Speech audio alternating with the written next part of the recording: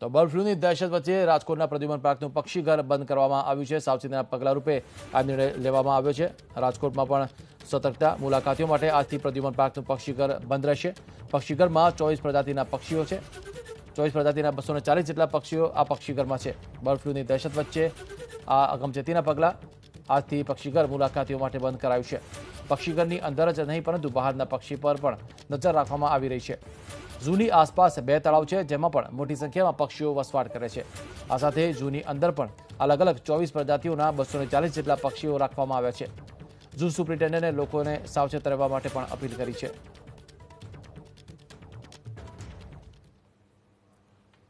Bird ફ્લૂને લઈને Rajkot મહાનગરપાલિકાનું zoo છે તેની અંદર જે પક્ષીઘર બંધ કરવામાં આવ્યું છે। સીધા જ આપણે રાજકોટ પ્રાણી સંગ્રહાલયના જે સુપ્રિન્ટેન્ડન્ટ આર.કે. હિરપરા સાહેબ છે, આપણે એમની સાથે વાત કરીશું। સર, શું હકીકત છે?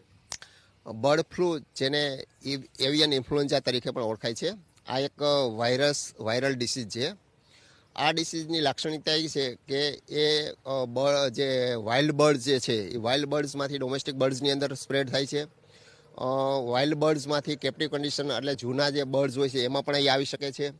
બર્ડ્સમાંથી હ્યુમન એટલે મનુષ્યની અંદર પણ એ સ્પ્રેડ થઈ શકે છે અને એક મનુષ્યમાંથી બીજા મનુષ્યમાં પણ એ સ્પ્રેડ થઈ શકે છે।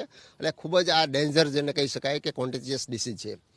આ ડિસીઝના જે ચિહ્નોની વાત કરું તો આના ચિહ્નો કોમન ફ્લૂ જેવા જ હોય છે। કફિંગ થાય, ફીવર આવે, હેડેક થાય, લોસ ઓફ એપેટાઇટ એટલે ખોરાક લેવાનું છોડી દેતા હોય છે। આવા ચિહ્નો આ ફ્લૂના હોય છે અને આવા જે તકેદારીના ભાગરૂપે ગુજરાત રાજ્યના જે અગ્રમુખ્ય વન સંરક્ષક શ્રી ગાંધીનગર દ્વારા એક ખાસ એક તાત્કાલિક કાલે સાંજે જ એક પરિપત્ર બહાર પાડવામાં આવેલો છે।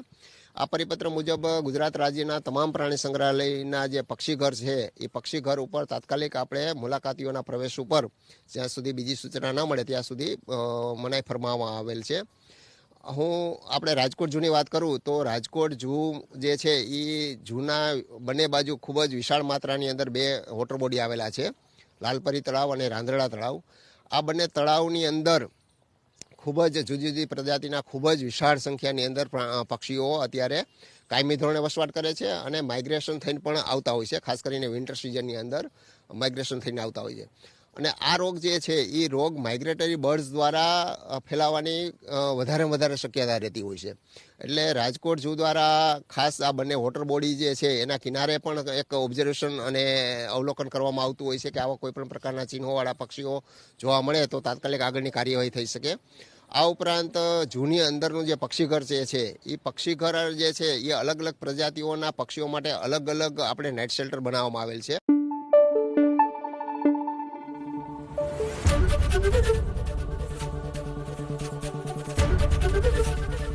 એબીપી અસ્મિતા, ગુજરાતની અસ્મિતા।